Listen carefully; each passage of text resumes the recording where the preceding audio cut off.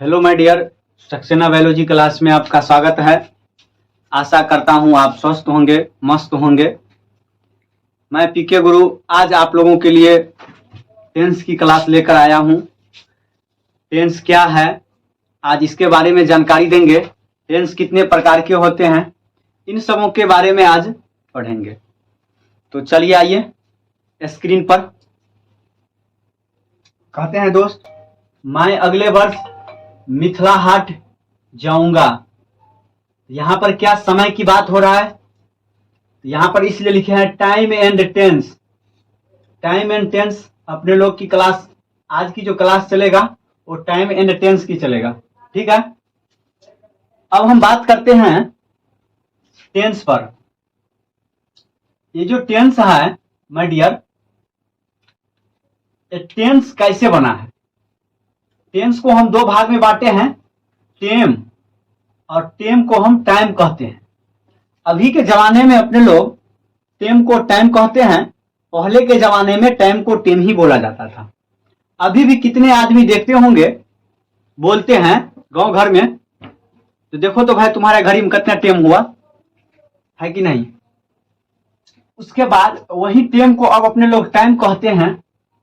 अब टेम्पस, टेम प्लस पस, पस का मतलब क्या हुआ माय डियर। टेम का मतलब तो समझ गए, समय हुआ।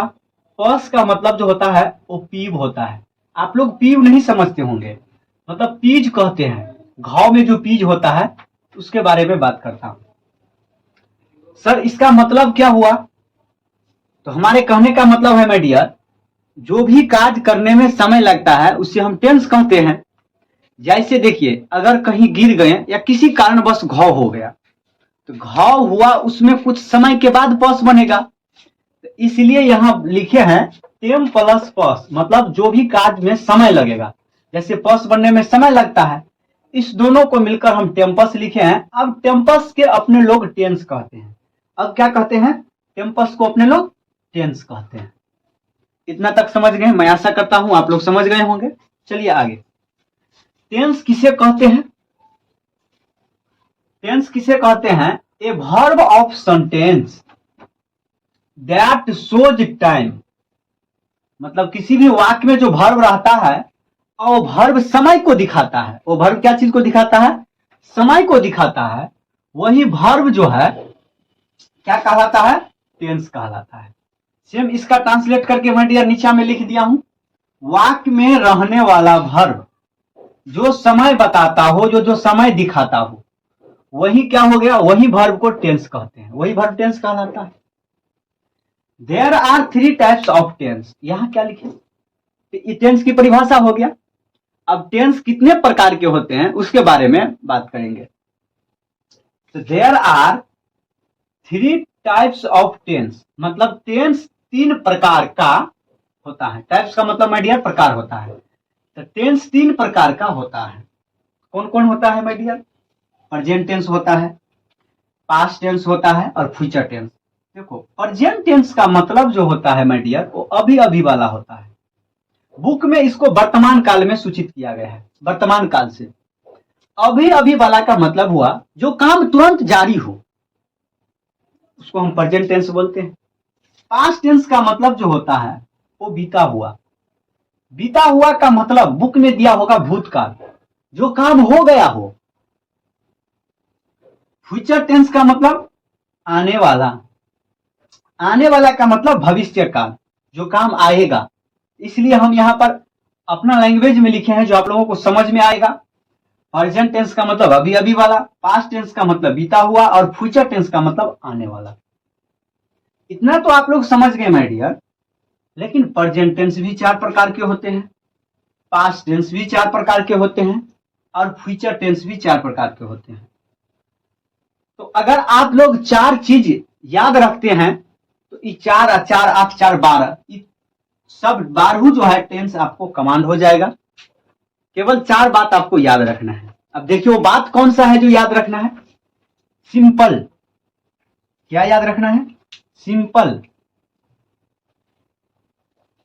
सिंपल, सिंपल का मतलब माय डियर भोला भला होता है, भोला भला। कंटिन्यूअस। कंटिन्यूअस का मतलब माय डियर लगातार वाला।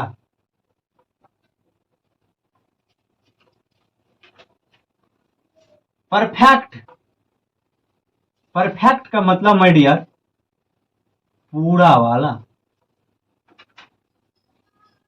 अब परफेक्ट कंटिन्यूअस, तो परफेक्ट कंटिन्यूअस, परफेक्ट कंटिन्यूअस, इसका मतलब होता है माय डियर, परफेक्ट का मतलब पूरा होकर, पूरा होकर लगातार वाला। कंटिन्यूअस का मतलब लगातार, लगातार वाला। अगर ये चारों पॉइंट आपको याद हो जाएगा तो प्रेजेंट टेंस जो 4 प्रकार के होते हैं, पास्ट टेंस जो 4 प्रकार के होते हैं और फ्यूचर टेंस जो 4 प्रकार के होते हैं, वो सारा को सारा याद हो जाएगा। कैसे? अगर हम प्रेजेंट का प्रकार लिखेंगे तो इसके पीछे हम प्रेजेंट जोड़ देंगे, तो present simple tense, present continuous tense, present perfect tense, present perfect continuous tense. अगर इसके पीछे में प्रेजेंट जोड़ देते हैं और आगे में टेंस जोड़ देते हैं तो प्रेजेंट की प्रकार हो जाएगा। अब आप लोग को मन में एक बात आता होगा, जो सर यहाँ पर तो सिंपल प्रेजेंट हम बुक में देखे हैं, आप बोले हैं प्रेजेंट सिंपल टेंस। तो माय डियर कोई बात नहीं, प्रेजेंट सिंपल बोलो या सिंपल प्रेजेंट टेंस बोलो, बात एक ही हो। देखिए, अब सिंपल का मतलब भोला भाला लिखे हैं, इसका अर्थ क्या होता है? जो केवल सिंपल वाक रहता है, साधारण तरीका से रहता है। जैसे मैं आम खाता हूं, वह घर जाता है, आप लोग पुस्तक पढ़ते हो, सीता गीत गाती है, एक साधारण वाक है, सिंपल वाक है, तो वो क्या हो गया? सिंपल।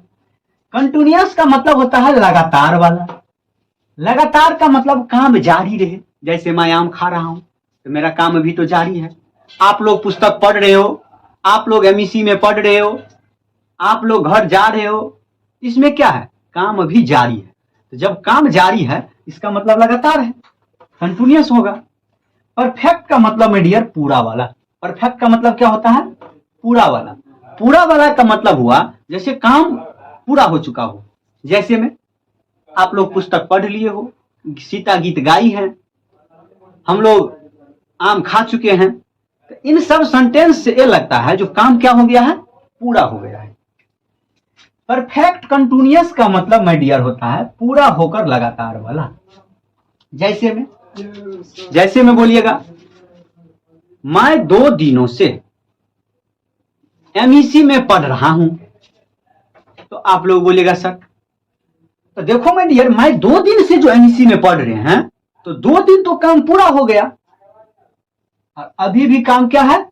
जारी है। पढ़ रहा हूं ना, मैं 2 दिन से एमईसी में पढ़ रहा हूं, तो 2 दिन तो हो गया, तो 2 दिन तो पूरा हो गया, लेकिन फिर भी काम अभी क्या है? जारी है। लगातार का मतलब जारी है। एक और एग्जांपल देते हैं। जैसे है, आप लोग 3 दिनों से इस मैदान में क्रिकेट खेल रहे हैं, आप लोग 3 दिनों से इस मैदान में जो क्रिकेट खेल रहे हैं, तो 3 दिन तक तो काम पूरा हो गया। 3 दिन से जो खेले हैं तो पूरा हो गया, लेकिन फिर भी आपका काम क्या है? जारी है, इसलिए पूरा होकर लगातार वाला। इसका मतलब भी समझ गए, simple continuous, perfect, perfect continuous का मतलब क्या होता है। और हम आप लोगों को बोले थे जो इस पूरा चारों अगर कमांड हो गया तो ये 12 टेंस कमांड हो जाएगा। कैसे? प्रेजेंट वाला दिखाए थे, अगर पास्ट भी जोड़ देंगे तो पास्ट सिंपल टेंस हो जाएगा, पास्ट कंटिन्यूअस टेंस हो जाएगा, past perfect continuous, past perfect tense हो जाएगा, अब पास्ट परफेक्ट कंटिन्यूअस टेंस हो जाएगा। अगर फ्यूचर रख देते हैं तो सबके पीछे में फ्यूचर जोड़ दो, आगे में टेंस जोड़ दो, तो फ्यूचर की प्रकार हो जाएगा। जैसे फ्यूचर सिंपल टेंस हो जाएगा, फ्यूचर कंटिन्यूअस टेंस हो जाएगा, फ्यूचर परफेक्ट टेंस हो जाएगा, फ्यूचर परफेक्ट कंटिन्यूअस टेंस होगा। तो मैं आशा करता हूं जो आप लोग समझ गए होंगे। जय हिंद मेरे साथियों, फिर अगले क्लास में हम मिलते हैं।